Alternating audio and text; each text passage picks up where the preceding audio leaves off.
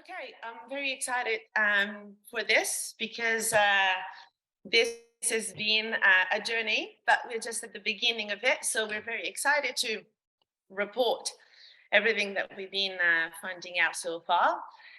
But there's many more to come. But we were happy to share at least the very first beginning of it, which has been already 3 years. Well, 3 years for me of single parcel vinification, and then over the past year, we've been working a lot with Brenna to discover more. And the very first idea was that we as a family, we wanted to understand more of the different terroirs, and we want to understand more about the geology, which Abruzzo has seen very little research of it. And we wanted to go deeper into terroir to fine tune better, and also to be better interpreters as well vinifying. And the way it has worked is that on my first year of vinification, that was 2020, I've vinified the two parcels separately.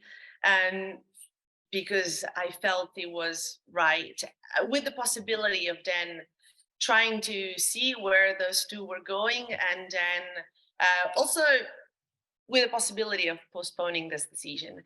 And I saw the wines performing in a very different way.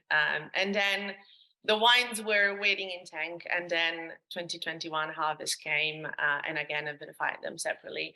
And I saw those two different dimensions of Montepulciano perform with the same attitude on the second year as well. So when it was the time of the 2020 to be bottled separately, then I said, yes, those are going to be bottled separately.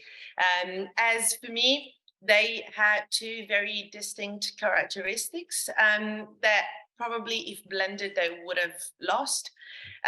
So at the very first beginning, I'm going to describe the two parcels, and then Brenna is going to go more through the geology and what we've researched in terms of analysis and beats and profiles of the soils.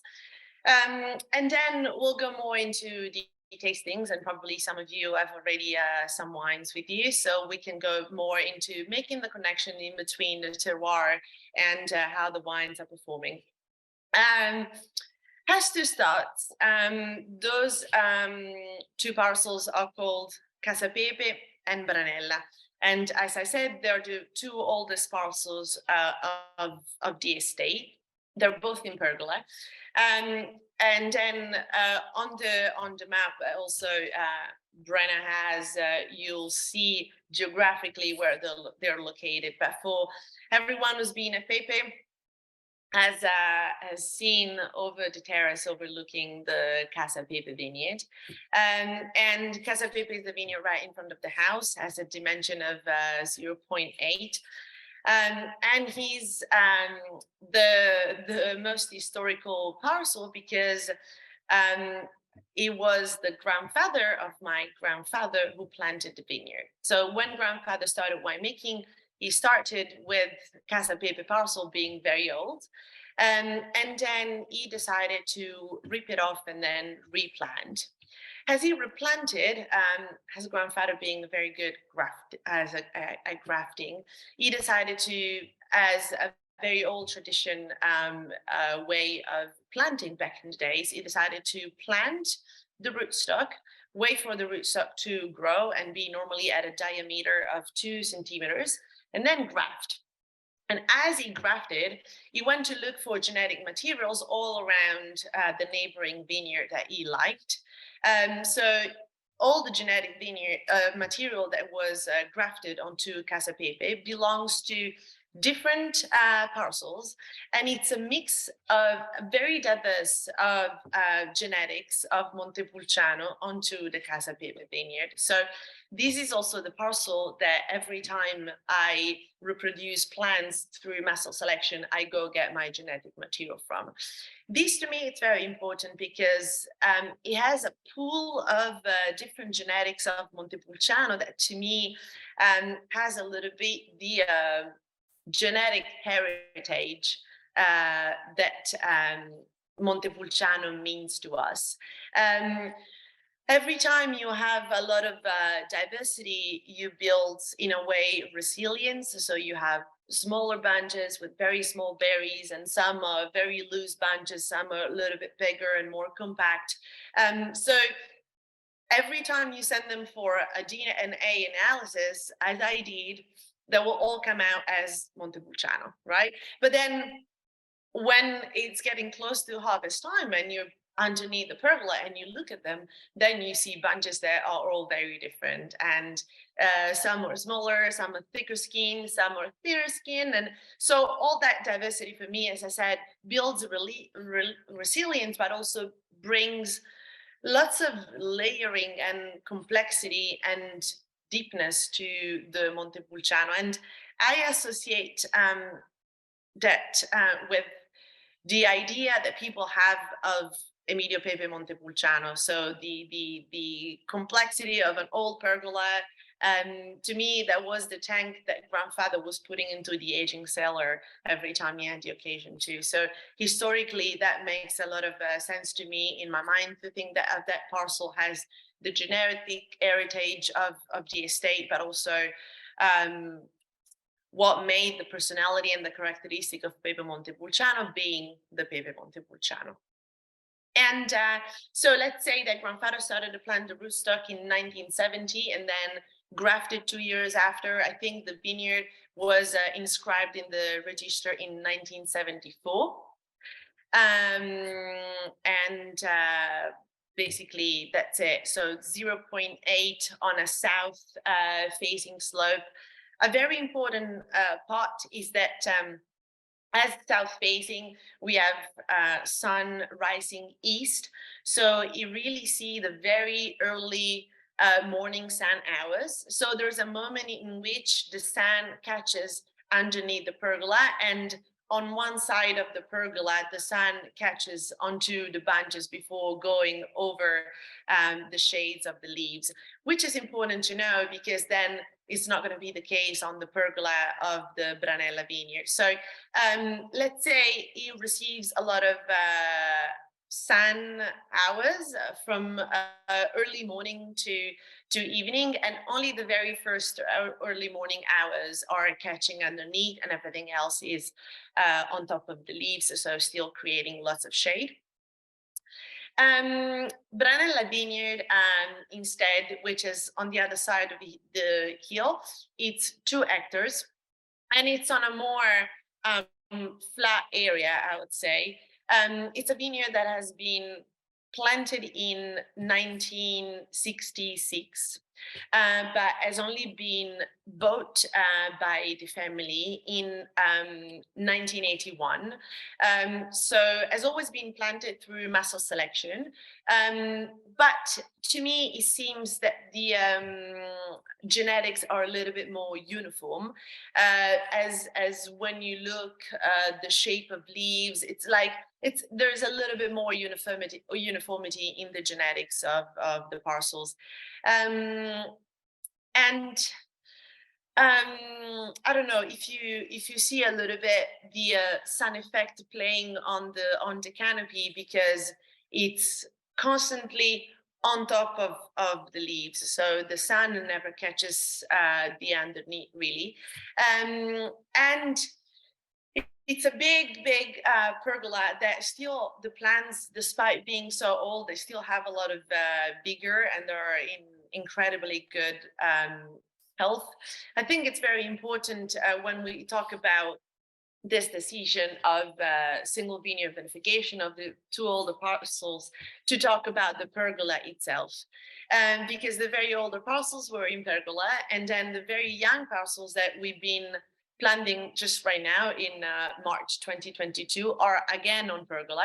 But the Montepulciano, the other Montepulciano that we have that was planted in the early 2000 was in rows. So to me, it's very important to make a distinction of the very old parcels being in pergola, because there is a quality of pergola connected to the ripening of the Montepulciano. And most of you already know about this, but the ability of the pergola to preserve the acidity in the longer cycle and keep and stretch the cycle for longer time to have the full phenolic ripening, preserving the skins always away from the direct sunlight, and making sure that only the complex element of photosynthesis make sure that they were ripening. The grape really makes the quality of tannins of a completely different quality, and preserving always that verticality of acidity that was being preserved through pergola and while the grapes were getting ripe in the shade. To me, that makes you understand Montepulciano in a very different way. And I think it's very connected to our style of vinification, to the Pepe kind of growing. But that's very important for me to see the potential of aging of Montepulciano through the pergola and through the shade and through ripening of photosynthesis better than the dryness that could bring out of the skin getting ripe in the sun. So another very important part that I wanted to talk about before leaving the scene to Brenna was the agricultural side and how the soils responded to the impulse we were giving. Because since I've been back at the estate and being in charge of the agricultural part of it, we have been trying to plow less and less and do very little tractor passes as possible, if none at all possibly. And we've been planting a lot of cover crops of many different essences that were very different, and each one were participating in a very specific way. And each soil to those little impulses was responding in a very different way. Historically, Casa Pepe as being the parcel in front of the house and being, I'd say, the garden of grandfather, because that's a vineyard where I've, let's say, first encountered grandfather in the face of being a winemaker or a viticulture, because that's a vineyard that you always go and check and walk and spend lots of hours with. And so the way I met my grandfather as a viticulture was in that vineyard, and that's the vineyard I've learned how to prune with him in there. But I also say that it's a vineyard that received the most attentions from grandfather, and for grandfather, attentions meant back in the days lots of plowing, which I consider incredibly respectfully today, but we're doing less and less now. And it seems to me a soil that took long time to respond to the change. And it's like, to me, I describe it as a slow soil, and you'll see the wine perform in a slow way as well later on, but we'll go in through that later on. I say that the soil responded with a lot of fertility whatsoever. So every time you were throwing a seed in it, everything was growing at a lot of power. But when I saw Branella respond to certain action, then I saw a difference in the rhythm onto which they were responding in a way. So when we started doing certain things in the Branella vineyard, it seemed that that soil wasn't waiting for anything else that for us to do those certain things. And for me, seeing that soil respond was nature saying thank you back. So it kind of for me, it gave me a sense of purpose when I saw that soil respond in that specific way. So what happened is that in all the vineyards, we planted lots of cover crops, and then we've never cut the cover crop, but we were just letting the cover crop grow as much as we could, because that's also the lack of pergola, that you have a lot of spacing and you have a lot of fertility. You have no constraint into spacing. So we would let everything go as high as possible, go into flower, grow into seeding, and then bending those down. As we were bending, we were doing different action simultaneously. We were, first of all, creating a sort of mulching, so protecting the soil from erosion, from oxidation of topsoil, and protecting it from evaporation, which has been crucial to interpret those very sunny summers that we've had recently, and also those very dry summers. So to me, that little technique was so impactful on how the soil faced those very warm summers, because everything was remaining very moist and very humid underneath. So if you could put a hand underneath the cover crop that had been mulched, you could really see a different quality of humidity, and probably 3 or 4 degrees less compared to the other row that didn't have. So it was really, really important. But what happened in Branella that was very different is that those seeds that were bent and felt onto the soil, they auto-reseeded for a next bloom of those cover crops. So, and that happened for 4 times in a row. So over the course of 2 years, I didn't have to replant the cover crop, but I just had multiple cycles of cover crop growing, going into flowers, bending it down, and auto-reseeding. So it has been pretty incredible to see, because it's like, to one action, I had 4 waves of cover crops being like given back. So it was very crucial for me to understand that one fertile seed falling into on a welcoming soil, being fertile its own way, could reproduce so much energy at once. And that was the only vineyard in which that happened. So to me, showed something different happening in there, and to me also made me understand of a line in which I wanted to conduct my vineyards for the future. So trying to understand a mix of seeds that can auto-reseed and auto-propagate on a 4 or 5 years base, so that I have to pass with tractors way many less time, and I can keep my soils covered with all different kind of essences that are functioning in different ways and contributing the soil health or protection in different ways on a base of a longer time, and not just 2 years as it happened now. And I mean, 2 years has been quite a bit and has been incredibly exciting to watch. But to me, seeing the response of the Branella vineyard being like so energetic made me understand that that vineyard was also living on a different rhythm. So the fast response of that vineyard made me understand something. And that slow pace and fast pace you'll see again through the wines. But right now I'm gonna leave the lead to Brenna, that's gonna go a little bit more deep into what we found out over our researches. Thank you, Brenna. Okay. Yeah, thank you. I wanted to take a quick moment to just say thank you to Chiara and to the family for having me, and for, all of their enthusiasm in this kind of very, very technical work that, we're all just really excited about. And as far as I know, it's the first kind of involved study like this that's happened in Abruzzo, and it's just kind of an honor to be a part of it. And it's so amazing to see what's going on with the farming in relation to this work that we're doing together, and super inspiring and just an awesome opportunity. So I'm going to show a couple images to kind of help. Geology is always, I think, better shown than described. Let me see if I can share this. Perfect. Go here. So hopefully everyone can see that.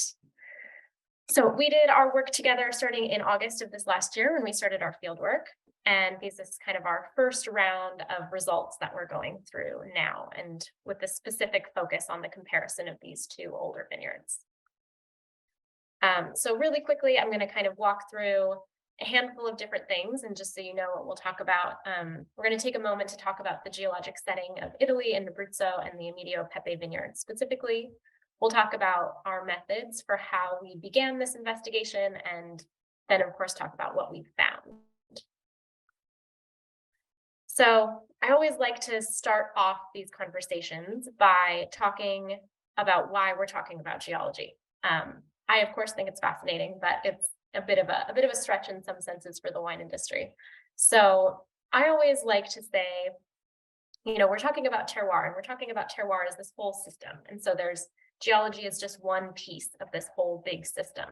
But I like to talk about geology first, because it's really essentially the immovable factor. It is the unchangeable, literal bedrock of every site that makes it somewhat unique. And there's very, very, very, very little that you can do to actually change the geology. And so I also like to think that the geology is, because it's this first initial bedrock factor, it's also the thing that kind of sets up all of the other pieces of this terroir system. So an example of that would be different types of bedrocks, whether at different stages or at different rates, and therefore they create different topographies. So the geology informs where you have mountains and where you have valleys, and the topography then forms where you have different types of climate and different types of weather. And so it's really this piece of the bigger story. More specifically, of course, different types of rocks produce different soils. So if you have, one type of rock that produces, that weathers very, very slowly, and you're going to have a shallow soil compared to something that weathers rapidly, where you'll have a deeper soil. That will change the texture of the soil, how it's able to hold water, how it's able to hold heat, and the type of nutrient availability that it can give to the plants. So that's one kind of practical sense that we like to think. And then I always start by zooming way, way, way back and thinking about things on terms of our planet as a whole, because I think geology also serves as a really great opportunity to kind of give us a sense of perspective and give us a sense of these events that have been happening for millions and millions of years, that have kind of culminated in this incredible, story of history that you can kind of sense in your glass, which I think is just kind of amazing. So to give an explanation for why I'm starting with a plate tectonic picture, and hopefully making you feel like you're back in 6th grade or something, I wanted to just remind you that we have a planet that consists of many different solid, rigid plates riding over kind of a soft plastic mantle below them. And these plates are all moving with respect to each other. And that is why we have earthquakes. It's where we have volcanoes. It's really what makes our planet super, super, super dynamic. And all of these plates are moving today, right now, underneath our feet, at a rate of typically on average a couple centimeters per year. So we think of that as about the rate that your fingernails grow. And so on a daily basis, that's obviously not super, super fast, but you can imagine that that makes, over millions of years, that makes some pretty dramatic events happen. So zooming into where we're focusing on today. So if we're looking at Italy, the main tectonic thing that's happening here is we have Africa colliding into Eurasia. So two major tectonic plates that are converging together. And in between them, there were a bunch of smaller little plates. And essentially, Italy got stuck in between them. And so Italy is a very, very crazy geologic puzzle that has been sort of a point of fascination for geologists all around the world for many, many decades. So if we zoom into that a little bit, we can see, if we look at Italy, we can see one, this is the bedrock geologic map here on our left. And this shows more just zooming into kind of the major fault boundaries around Italy.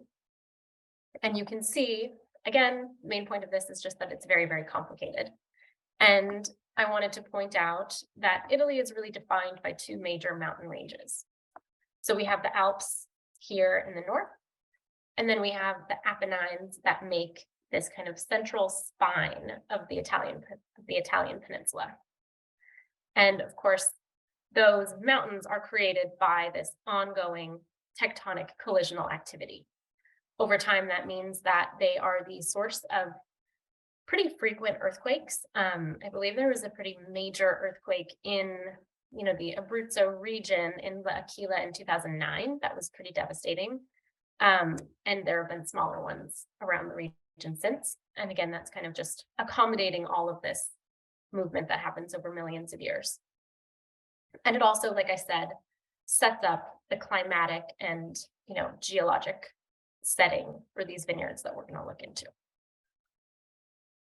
Okay, as we zoom into Abruzzo more specifically, so that's right here, you can see that technically the region, the sort of geographic region of Abruzzo, begins really almost along the spine of that central mountain range and extends all the way out to the Adriatic Sea.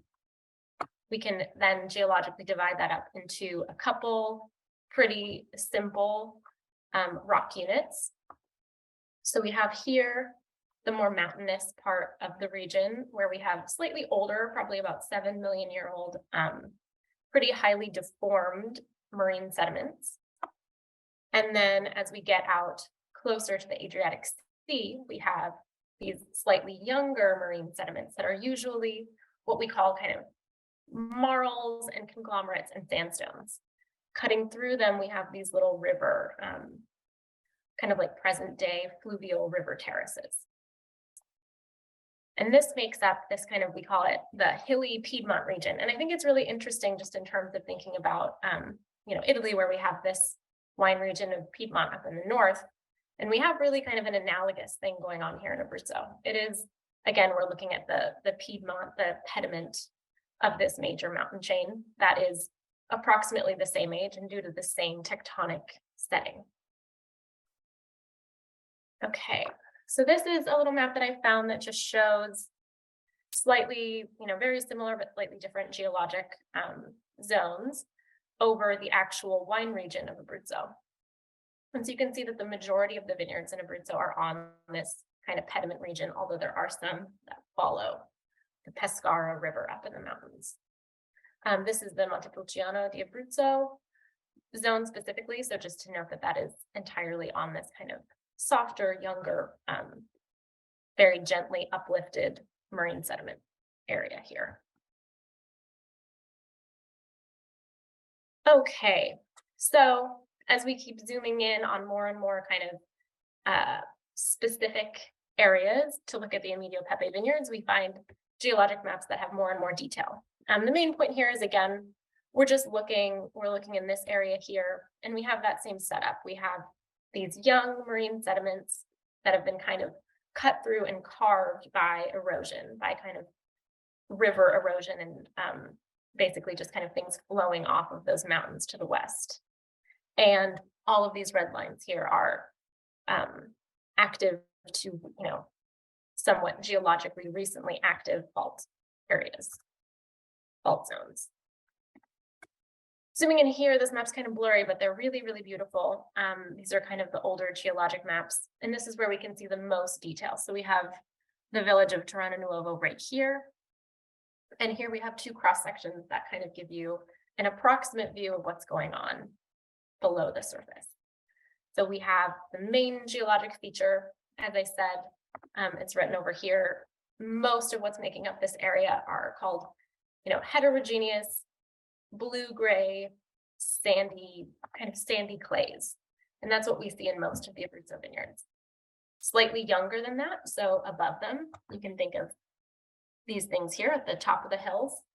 We have some more marine conglomerate, so those are going to be kind of more pebbly, rocky areas. And then below them, so slightly older, these yellow units here are richer clays, so more blue-gray clays. Okay, and so that gives you kind of a general sense of the geologic picture that we had going into this investigation.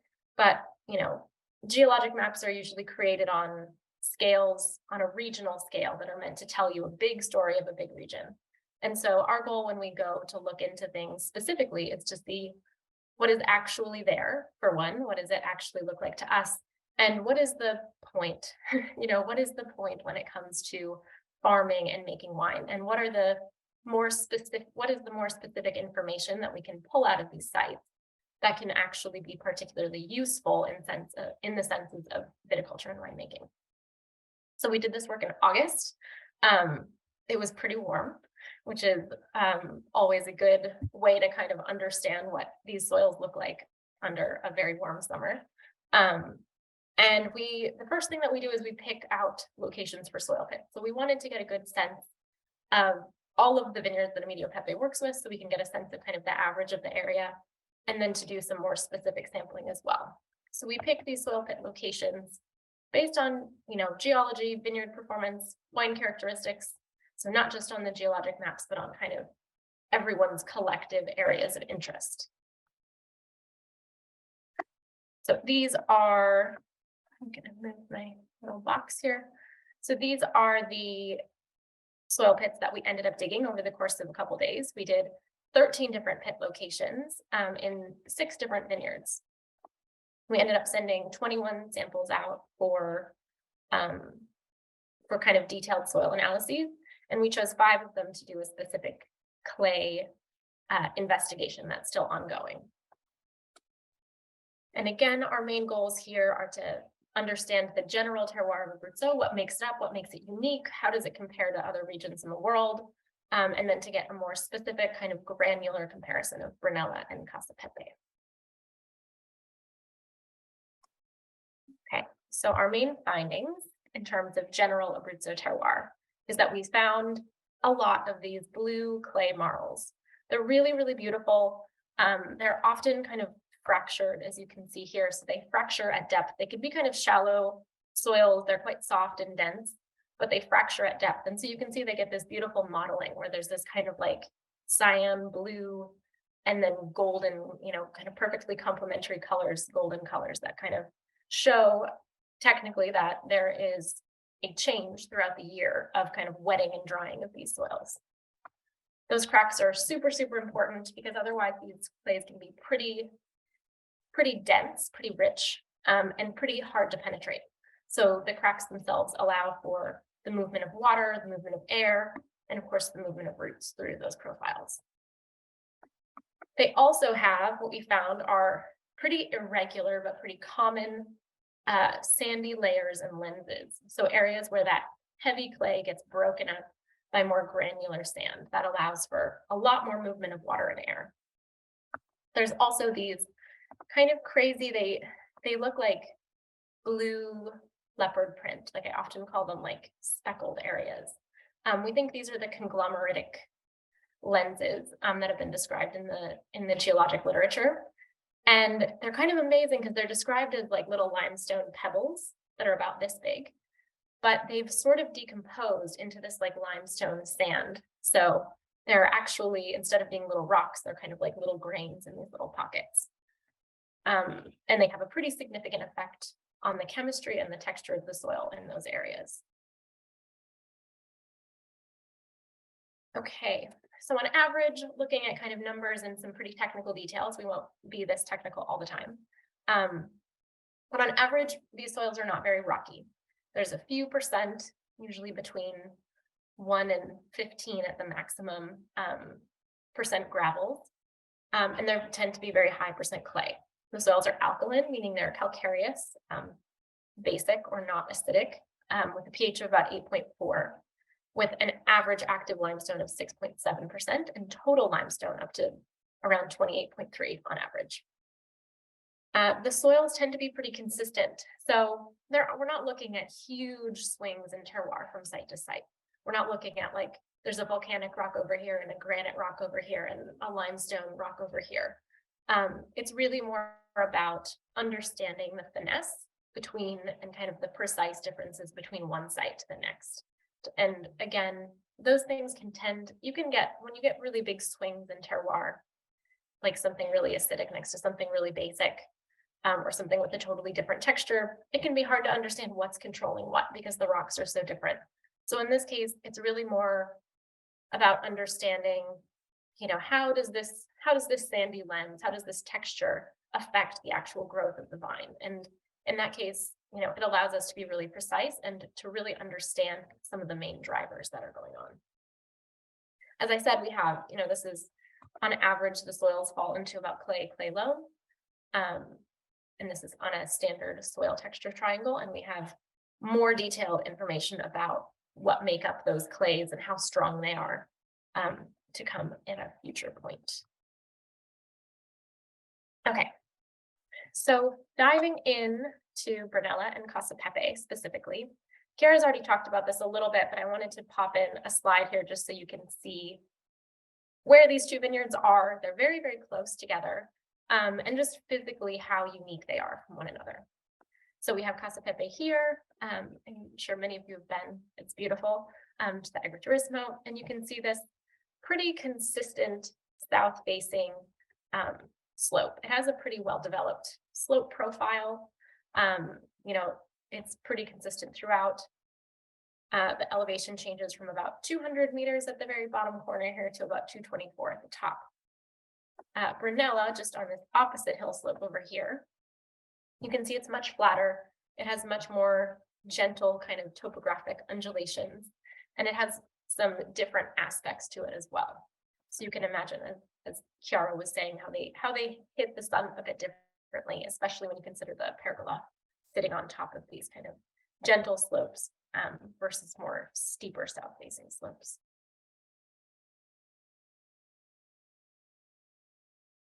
Okay, so starting with Casa Pepe, looking at the details of what we found, we began by seeing, as kind of an overall noticing point, some really classic Abruzzo blue clay terroirs. We saw this in many different vineyards, and it was kind of just a perfect example here. At the top of the slope, it's quite shallow. So you go from,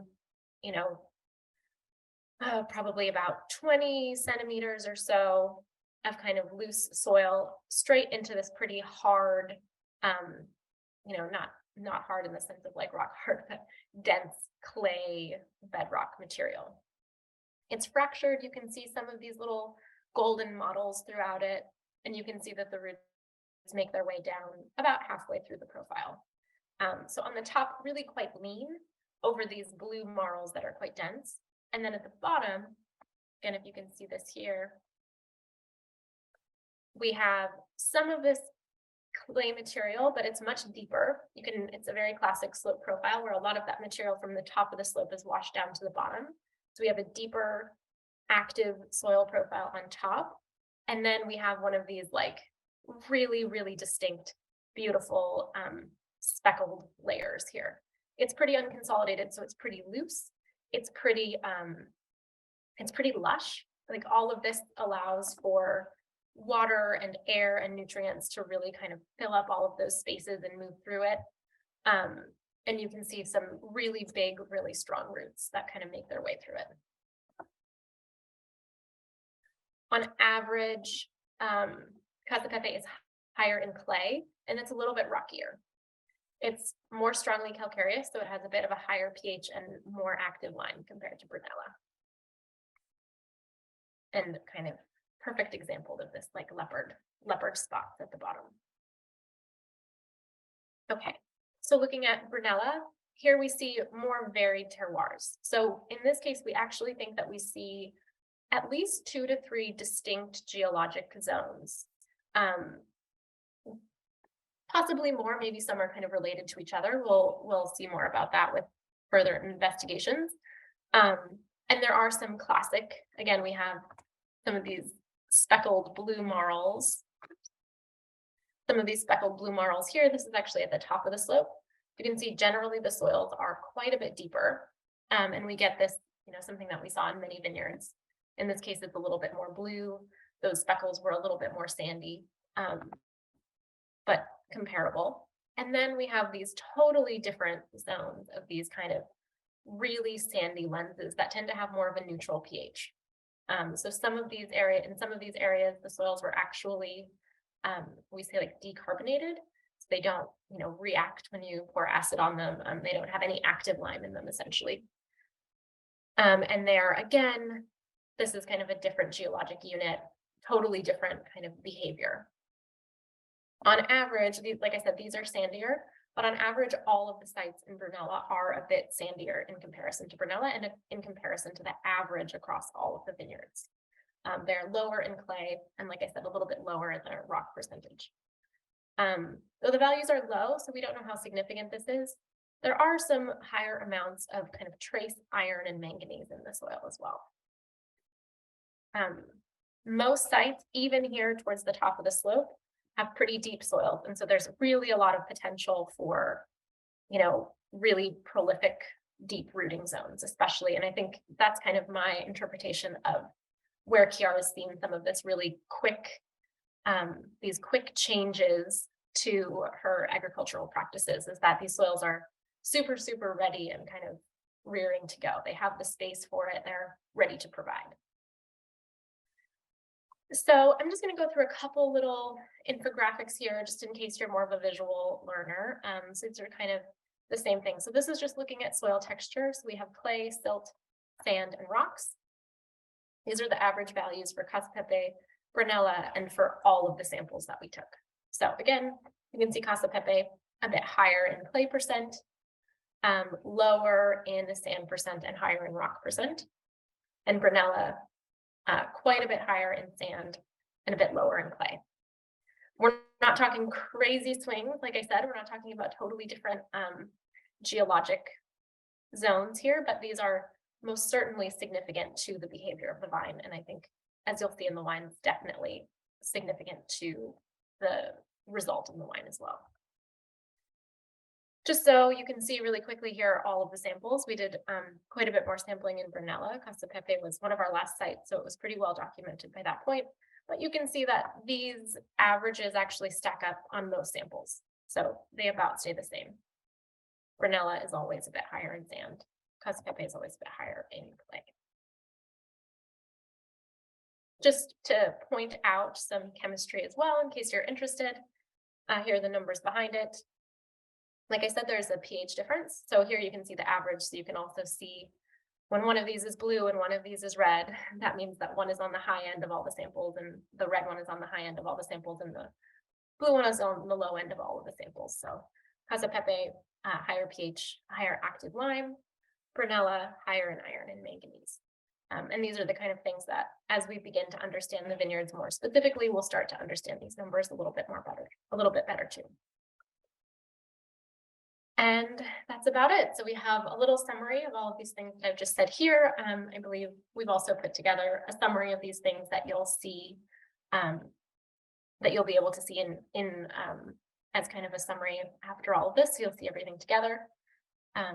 And again, I think that the differences between these two vineyards are very distinct. They're very, very clear. And I'm very excited to see how you all react to the differences in the wines as well. So thank you. Thank you, Brenna.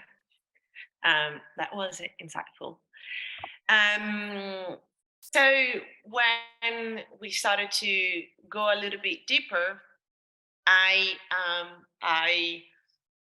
was left with lots of information, lots of more information that I had to somehow interpret and try to connect all the dots in between the information that I had from the soils and the analysis and what Brenna taught me, because I asked her tons of questions and she had a lot of answers for me. So I was trying to understand and make connection within geology and how the wine was tasting and how the wines were so different.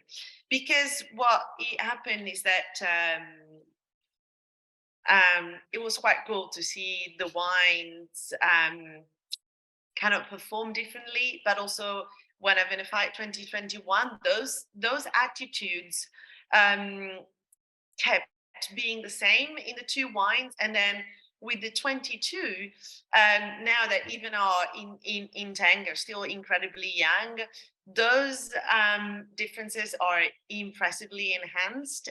I think 2022 was a mirror for all differences in general, and I don't know, I was more in tune with the vineyards and with the vinification, and I had like everything in mind in a different way, also because I have been studying the two parcels closer. So important thing to know is that Branella is in a shape of an L.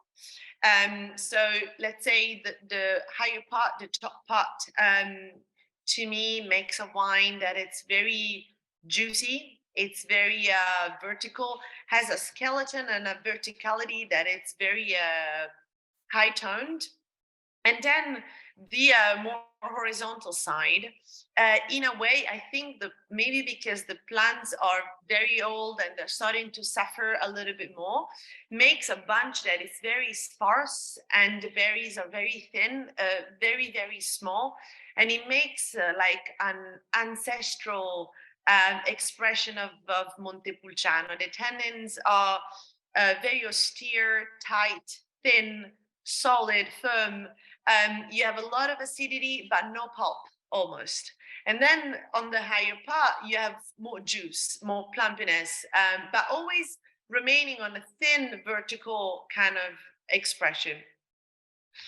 Casa Pepe, as she mentioned, being like lots of deep clay and silt. That was a very important aspect for me to understand how silt will make clay more active and will make the water holding capacity much higher in that soil. And here we go back to the slow response, because for me, the water holding capacity makes the ripening over the cycle much longer and much slower. So it means in a way that has the ripening being slower, and as usual, as we said, acidity retention being there allows phenolic ripening being more complete and longer.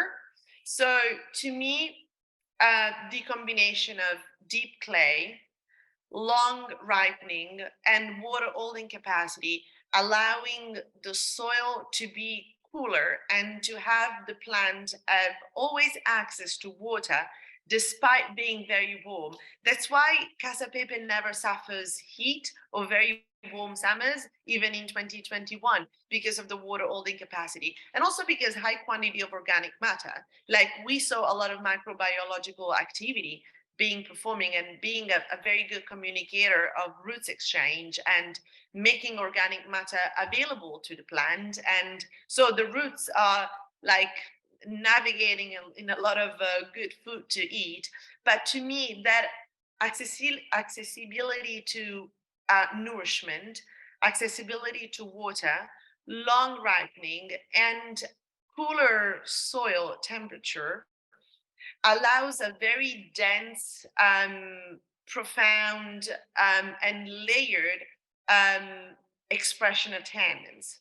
So to me, makes a firm, thick, solid base of tannins onto which saltiness and acidity grip onto it. And that to me shows how the tannins frame it's very tight way, but also the wine has very round tannins. It's very warm. It's very welcoming. At the beginning, as all the Montepulciano for the long-term aging of Pepe are very austere, and the tannins are there, and God, if they're there, and if you taste in the wine, that you can understand that it has a lot of aging potential because of that, because the tannins are there to be aged. While Branella, that as we remembered, sees only the sun from above the foliage, keeps and a lot of sand into the soil, makes the performance of the wine much more airy, much more ethereal, much more floral, and the calcium carbonate compound in within the microbiological activity that seems to be a little bit stronger in Branella, have the verticality and the saltiness and the minerality being much, much sharper. To me, when I started to vinify and seeing those two wines performed in that certain way, so Casa Pepe performing as a deeper, more extractive, powerful, dense wine, and Branella being more vertical with a quicker rhythm, very agile, very tonic wine, performing with this thin tannins that were very precise and very round, but actually solid and not with the same pulp that Casa Pepe have. Then I also trying to follow this impasse and this rhythm while vinificating. So Casa Pepe has having this slow ripening cycle is always the last one to be picked because the soil remains very cool thanks to the water retention. So in 2020, we picked Casa Pepe October 11th, while Branella was picked October 1st.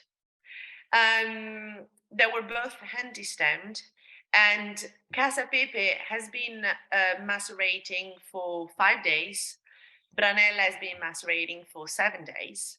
And this because Branella has been picked a little bit earlier, so I could have a little bit of a longer and release, while Casa Pepe having like, I don't know, but the skins were very easy to extract, I thought, so I didn't want to over extract. And grandfather historically and Sophia as well have had quite short maceration, so I keep being on that same trend of pressing before the sugars are done.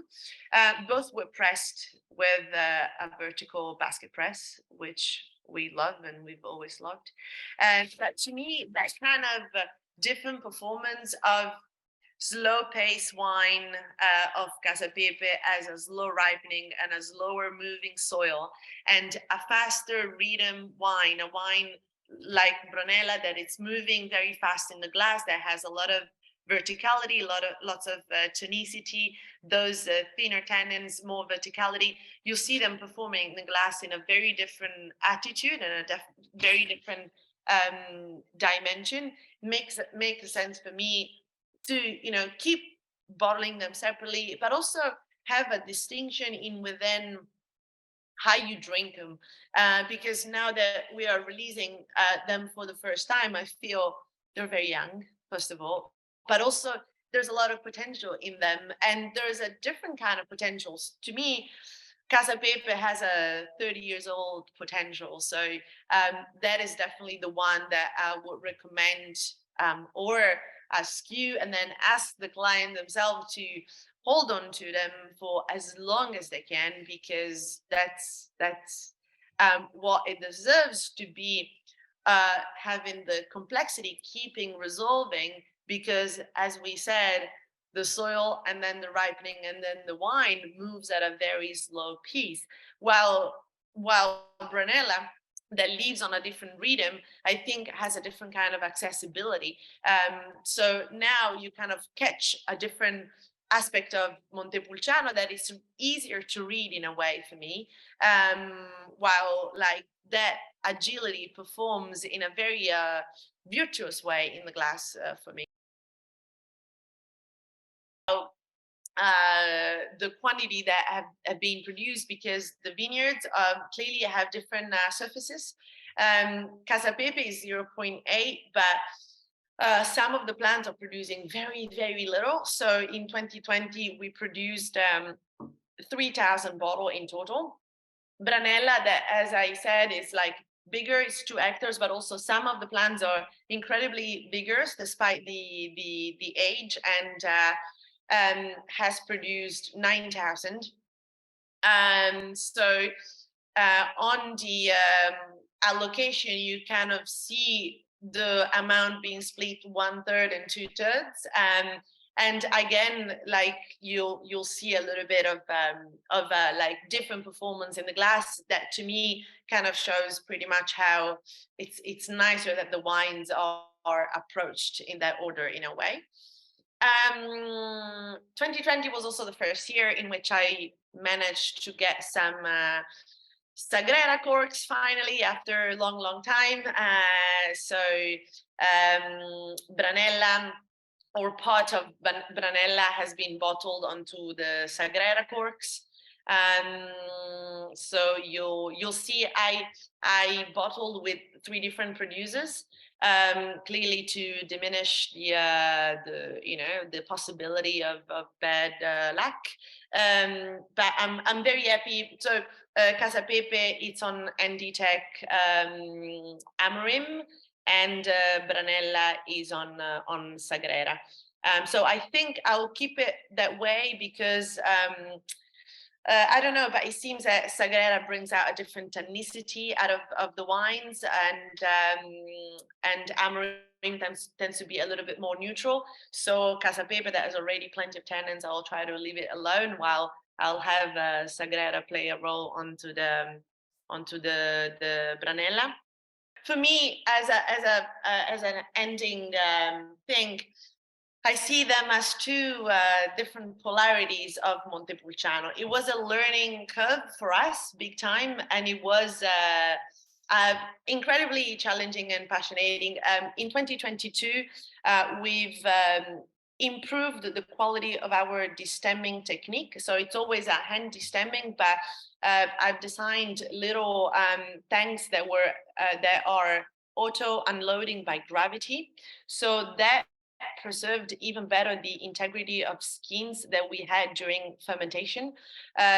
Think that the day after I had no juice for a pump over. So I think the precision of fermentation in 2022 enhanced even more the diversity within the two cuvées. And my role, my dream, is to keep giving voice and different voices to those 2 parcels, and that's it.